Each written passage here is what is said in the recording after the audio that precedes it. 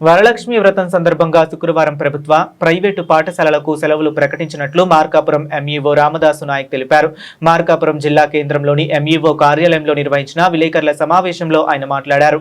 ఈ నెల 21వ తేదీ అనగా రేపు శ్రావణ శుక్రవారం రోజు వరలక్ష్మి వ్రతం ఉన్నందువలన ప్రభుత్వం సెలవు దినంగా ప్రకటించింది, పబ్లిక్ హాలిడేగా ప్రకటించింది.